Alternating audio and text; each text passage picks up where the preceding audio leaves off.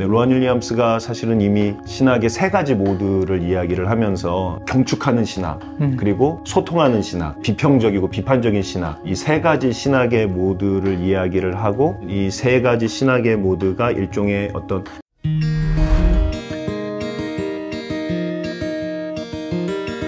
진짜 이렇게 생각이 들기로는 빌리나 트레이시 이런 사람들이 생각했을 때 되게 제가 생각한 좀 미국 신학 같은 이미지가 있고, 뭔가 세상과 더 소통하고 교류하고 이런 느낌, 지금 문화에서 어떻게 신학을 소개할까 이런 느낌이라면, 영국이나 유럽 쪽은 조금 더 교회 전통에 충실한 이런 느낌이 있는데 그렇게 구분하는 게 맞나요? 아주 명백하게 구분하기는 늘 조금 어려움은 있겠죠. 그렇지만 지금 말씀하신 그 부분이 유용한 구분법인 거는 맞는 것 같습니다. 트레이시 말씀도 하셨는데, 틸리히의 그런 상관관계 방법론을 계승하고 적용하고 창조적으로 이해하는 그런 신학 전통이 있고, 그것이 교회의 신학에 있어서도 역시 선교적이고 대화하고 소통하는 측면에서도 굉장히 중요한 부분이기도 하고, 근데 이제 제가 공부한 발타사르나 로안 윌리엄스나 사라 코클리는 제가 이해하기로는 대화하고 소통하는 측면도 굉장히 중요하게 여기고, 또 동시에 교회 공동체의 신앙의 언어로 세계와 세상을 초대하는,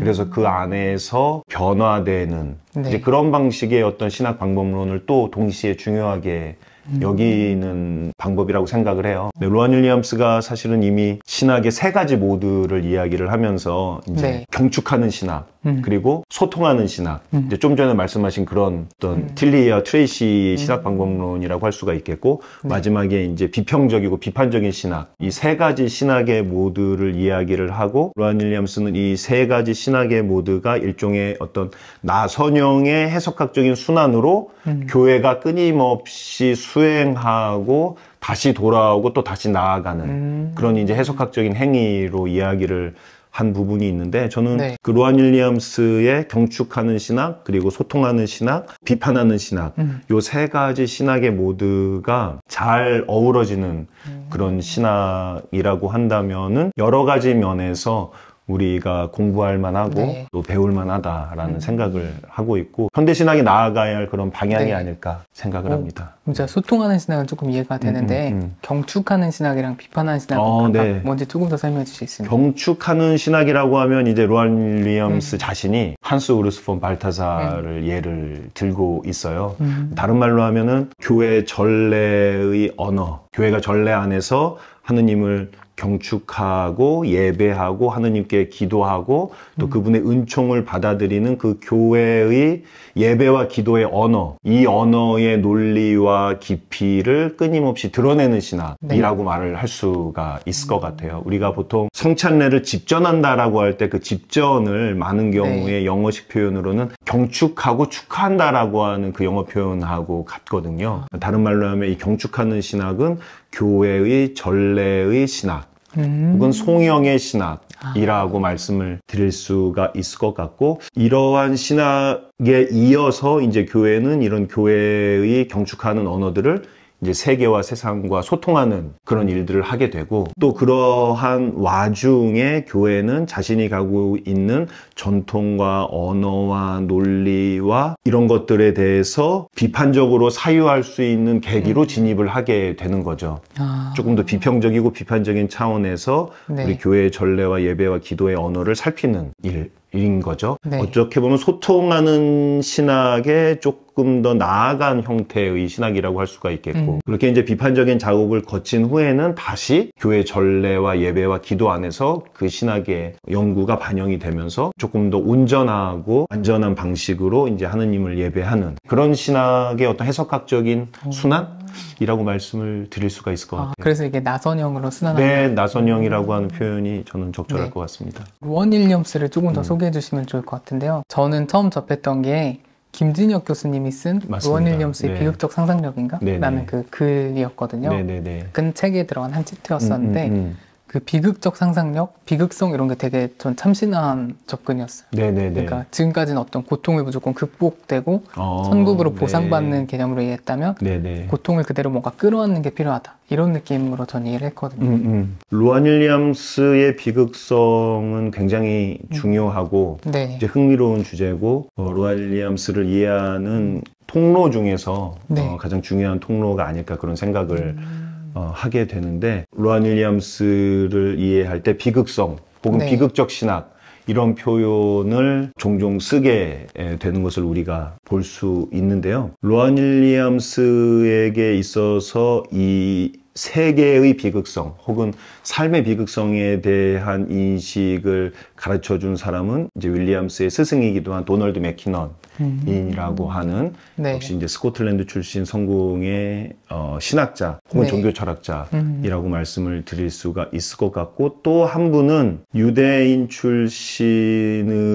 영국에서 사회학자 또는 철학자로서 활동하기도 했던 질리언 로즈라고 하는 학자, 여성 유대인 사회학자라고 말씀을 드릴 수가 있는데, 돌아가시기 직전에 세례를 받으신 그런 분이에요. 그래서 이 두 분의 사상의 영향을 받아서 로안 윌리엄스는 언제나 우리가 이 유한한 존재로서 세계에서 마주하게 되는 비극성 혹은 네. 고난과 고통은 우리가 완전히 치유하거나 설명하거나 이해할 수 없는 것으로 우리에게 언제나 남아있고, 그것이 그리스도인의 실존에 있어서 항상 우리 앞에 현존하는 것으로서 제시를 하고 있고, 그것을 항상 마주한 존재로서의 그리스도인이라고 얘기를 하고 있어서, 윌리엄스 책에서 종종 마주하게 되는 모티브 중에 하나는 승리주의에 대한 윌리엄스의 어떤 경고 같은 거예요. 승리주의의 관점에서 십자가와 부활을 보게 되었을 때 십자가가 부활에 의해서 극복된다라고 하는 것처럼 우리 이 세계에서 경험하는 삶의 비극성이 아주 완벽한 방식으로 이 시간 안에서 극복될 수 있으리라고 하는 좀 성급한 결론에 대해서 항상 이제 로안 윌리엄스가 경고를 하는 점을 우리가 보게 되죠. 그래서 네네. 언제나 윌리엄스에게는 비극성에 마주한 그리스도인이 시간 안에서 성숙해가고 배워가고 성장해가는 그 과정, 그 시간적인 과정, 굉장히 아우구스티누스적인 그런 관점인데, 그러한 부분에 대한 강조가 많이 드러나고 있는 것을 또 우리가 볼 수가 있고요. 또 한 가지 중요한 측면은 우리가 어떤 삶의 고난, 네. 고통, 그리고 비극성 이렇게 이야기를 하게 되면은 떠올리게 되는 게 어떤 신정론의 주제를 떠올리게 되는데, 로안 윌리엄스는 사실은 우리가 일반적으로 이해하는 신정론이라고 하는 접근 방식으로는 비극성을 바라보고 있지를 않아요. 오히려 로안 윌리엄스는 현대 신정론이 하느님의 존재와 어떤 악의 현실, 우리 현실의 비극성을 설명하거나 해명하려고 하는 방향으로 나아갔다면, 로안 윌리엄스는 앞서 말씀드린 대로 이것을 해명하지 않는 방식으로 접근을 하고 있는 것을 우리가 보게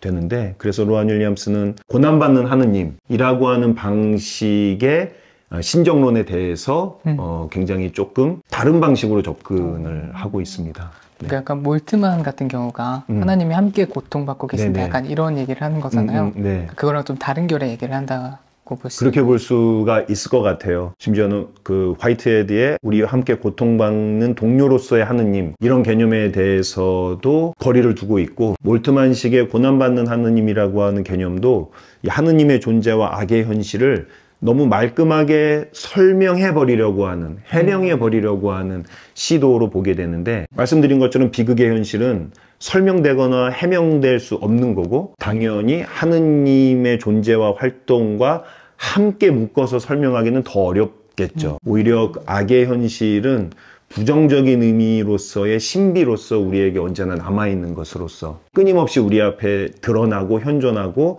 우리가 계속해서 마주해야 될 현실로서 존재하는 거기 때문에, 고난받는 하느님이라고 하는 개념은 이제 로안 윌리엄스는 조금 더 나아가서 악의 현실을 도리어 외면하게 하거나, 악이라고 하는 것을 하느님, 영원하신 하느님과 연결한다는 점에서 도리어 악의 어떤 영원성의 차원을 부여하는, 조직신학적으로 본다면 네. 이제 그러한 것으로 평가를 하면서 조금 거리를 두려고 하는 편입니다. 그럼 제가 성도 입장에서 생각해 봤을 때는 뭔가 저희한테 뭔가 재난이 닥치거나 뭐 고통이 찾아왔을 때 기도하고 이게 시간 안에서 빨리 해결이 됐으면 좋겠는 마음이 있잖아요. 그렇습니다. 근데 이렇게 로안 윌리엄스의 신학을 받아들이면 이게 해결되지 않을 거야. 이게 좀 되게 무기력한 느낌도 들고 네. 이 고통이 안 끝난다고 이게 되게 좀 절망적인 생각도 드는데 네. 이걸 어떻게 이해하면 좋을까요? 그 부분이 어떻게 보면 로안 윌리엄스를 둘러싼 비극성에 관련된 논쟁을 잘 표현을 해주신 부분인 것 같아요. 그럼 과연 우리가 이러한 비극성의 현실에서 어떻게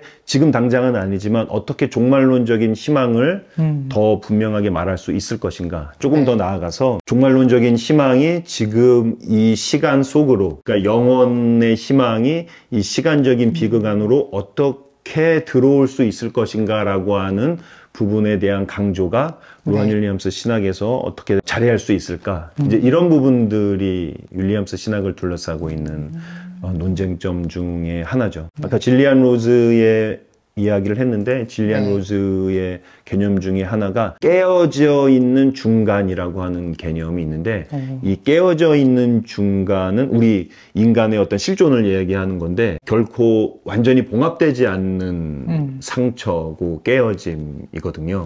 그렇다라고 한다면 우리가 어떻게 종말론적인 봉합, 종말론적인 회복 그리고 그것의 현재적인 연결을 이야기할 수 있을까? 이제 그런 부분들이 윌리엄스 신학의 주도한 논쟁점 중에 하나고, 이제 윌리엄스는 아마도 우리가 그 종말론적인 회복을 향해서 시간 속에서 나아가고 있다. 아마 우리는 여전히 시간 안에서 나아가고 있다. 그 시간을 벗어난 어떤 방식의 여정과 여행과 순례는 가능하지 않다. 우리는 희망을 향해서 나아가되 시간 안에서 여전히 비극적인 현실을 쌓아 안으면서 걸어가고 있다 라고 하는 방식으로 대답하지 않을까 그렇게 생각을 좀 해봅니다. 로안 윌리엄스 아까 신비 이런 차원에 대해서 강조를 많이 하는 걸 본 것 같아요. 이런 건 좀 동방정교회하고 또 연결이 있을까요? 로안 윌리엄스의 박사 연구 자체가 이미 블라디미르 로스키의 동방정교회 신학에 대한 연구였던 측면들도 있고 초기부터 그리고 지금까지 계속해서 지속적으로 이어져오고 있는 부분 중 하나는 바로 종교철학적인 용어로 하면 어떤 고전 유실론적인 확신이라고 말씀을 드릴 수가 있을 것 같아요. 하느님께서 무로부터 세계를 창조하고 창조자이신 하느님께서 이 세계를 끊임없이 창조하시고 존재와 가치와 의미를 선물로 주시고 초월적인 하느님은 바로 그 초월하시기 때문에 이 세계에 급진적으로 내재하신다라고 하는 그런 확신이 로안 윌리엄스의 고전 유신론에 들어가 있는데요. 그러니까 절대적인 초월성, 하느님의 절대적인 초월성과 그분의 급진적인 내재성이 잘못 생각하면 이것이 양립 불가능하고 초월하면 초월할수록 덜 내재하고 더 세계에 깊이 내재할수록 덜 초월하는 그런 방식으로 초월과 내재의 개념을 대비적인 관계로 생각을 할 수가 있는데 고전 유신론적인 관점, 로안 윌리엄스가 끊임없이 강조하는 관점에서는 초월과 내재는 동시적으로 역설적인 동시성을 가지고 있는 관점이라고 할 수가 있겠죠. 불가이성이라고 하는 점에서는 역시 하느님의 초월성, 이것은 뭐 유대교로부터 그리스도교가 넘겨받은 사상이기도 하고 초대교회 교부들이 끊임없이 씨름했던 내용이기도 하고 마지막까지 그리스도교가 보존하고 중요하고 소중하게 생각했던 것이 바로 성부 하느님의 절대적인 초월성이라고 볼 수가 있겠죠. 그래서 로안 윌리엄스 신학에 나타나는 것 중에 중요한 특징 중에 하나는 우리가 그 삼위일체 하느님의 신비 안으로 이끌려 들어가는, 그러니까 성령을 통해서 성부와 성자의 관계 안으로 우리가 초대받고 그 관계 안으로 이끌려 들어가서 그 신비 안에서 우리의 존재가 변화되는 그러한 측면에 대한 강조가 많은데 제가 봤을 때는 그런 부분들이 분명히 동방교회의 삼위일체론이라든지 좀 더 넓게는 교부들이 공유하고 있었던 삼위일체와 인간의 구원이라고 하는 그런 문제와 연결이 잘 되어 있는 부분이라고 생각을 하고 있습니다.